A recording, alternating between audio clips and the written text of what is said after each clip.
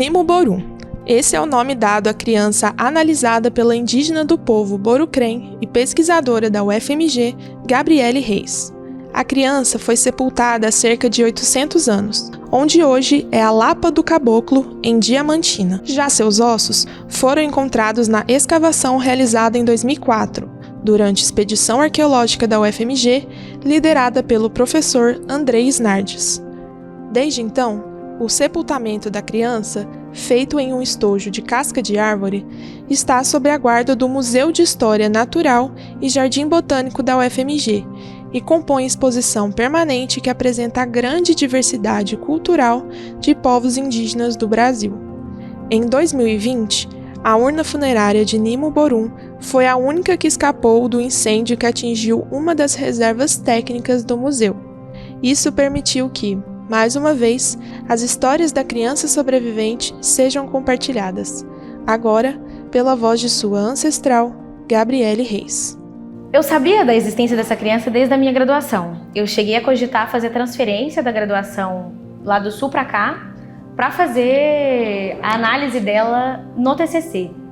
Mas acabei ficando lá no Sul, muitas portas se abriram lá no Sul para eu ter novos conhecimentos. Fiquei lá e falei, tá, vou fazer o mestrado, né, se os ancestrais permitissem que eu pudesse conversar com ela sem ninguém, fosse, né, trabalhar com ela nesse meio tempo. Aí escrevi o projeto, todo voltado pensando, né, para trabalhar com ela, baseado nos artigos que tinham sido publicados, só de citações da escavação e tal, porque ela não tinha sido analisada, né? É isso, a estrutura tá intacta, né? Não foi analisada e nem nada. Em janeiro saiu o resultado, acho que 24 de janeiro saiu o resultado, e eu tinha sido aprovada. E aí eu vim, só que é isso, né? A gente passa um ano fazendo disciplinas, e aí esse ano começa o ano da pesquisa. Então agora eu comecei o meu diálogo direto com os ossos dessa ancestral.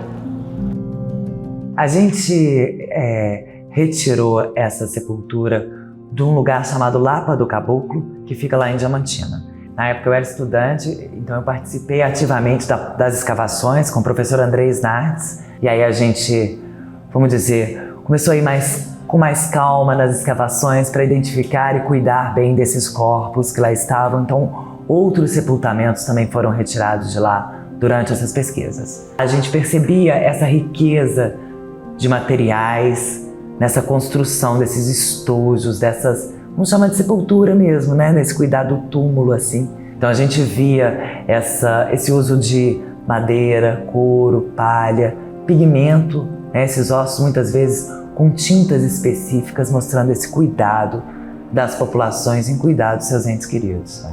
E é legal pensar em criança nesse sentido, porque muitas vezes a gente fala do passado e parecem só adultos, né? E as crianças eram uma marca presente e numerosa nessas comunidades antigas também. Né? Olha só como é que tá a densidade do dente. É um cinza um pouco mais claro. Tem aqui quase branco. Sim, tem outros pontinhos também, parece essa mesma croma. Na tomografia a gente separa as estruturas pela densidade delas. Na descoberta lá a gente não tinha naquele momento uma pessoa indígena, mas a gente passa a ter na medida que a Gabriele toma isso para si, né, essa pesquisa para si, e começa a pensar e trazer outros aspectos dessa sabedoria para a gente amalgamar nessa ciência que a gente quer também, né? Porque eu acho que é assim que a ciência se renova. Eu acho que esse é o caminho que a própria Universidade Federal de Minas Gerais tem trilhado ao longo dos anos para que seja uma universidade cada vez mais aberta.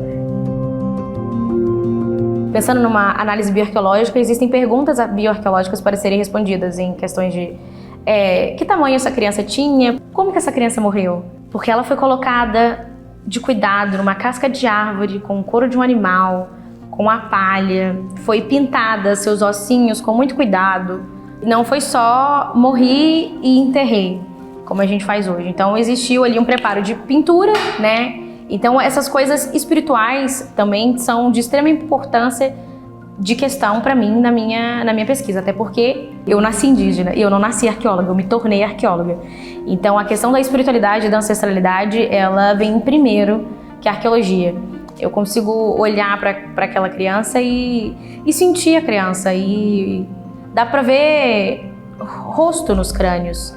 Visualizar e sentir as energias daquele serzinho, assim, sabe? E não dá para poder desmembrar a vida da morte, assim, e tratar como material arqueológico o que é uma vida, o que é uma pessoa. Em 2004, exumaram ela para que a história dela seja contada, e o que eu tô fazendo é ouvindo e passando para frente.